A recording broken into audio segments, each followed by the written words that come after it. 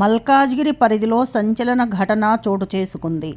భార్య నిషారాణిని ఆమె భర్త అరుణ్ తుపాకీతో కాల్చి చంపినట్లు సమాచారం.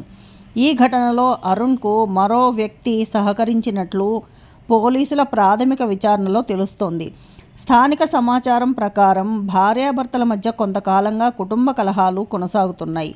ఈ నేపథ్యంలో ఈరోజు తెల్లవారుజామున మాట్లాడుకుందామని నిషారాణిని పిలిచిన అరుణ్, ఇద్దరి మధ్య మరోసారి వాగ్వాదం జరగడంతో తుపాకీతో కాల్పులు జరిపినట్లు తెలుస్తోంది.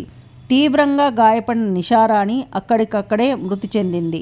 కాగా నిందితుడు అరుణ్ గతంలో అంబర్పేట్ ప్రాంతంలో కూడా తుపాకీతో హల్చల్ చేసిన ఘటనలో జైలుకు వెళ్ళినట్లు వార్తలు.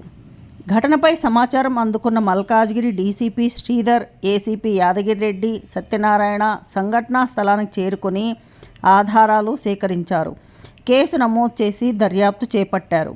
నిందితుడు అరుణ్తో పాటు అతనికి సహకరించిన వ్యక్తి పాత్రపై కూడా పోలీసులు విచారణ కొనసాగిస్తున్నారు. హెడ్ ఇంజరీ అయి ఉన్నది.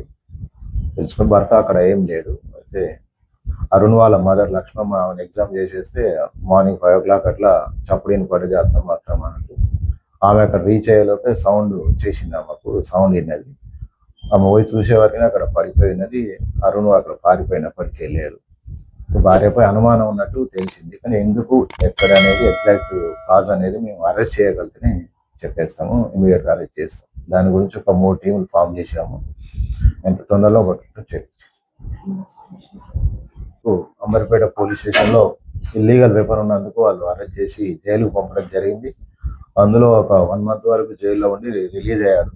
ఈ వెపన్ ఎక్కడ వచ్చింది, ఎందుకు చంపాడు అనే రీజన్ అతను అరెస్ట్ చేసిన తర్వాత క్లియర్గా మళ్ళీ మీడియాకు చెప్పడం జరుగుతుంది. దీని వెనక ఇంకెవరు ఉన్నారా అనేది కూడా arrest of the acquired will inform. Please like, share and subscribe.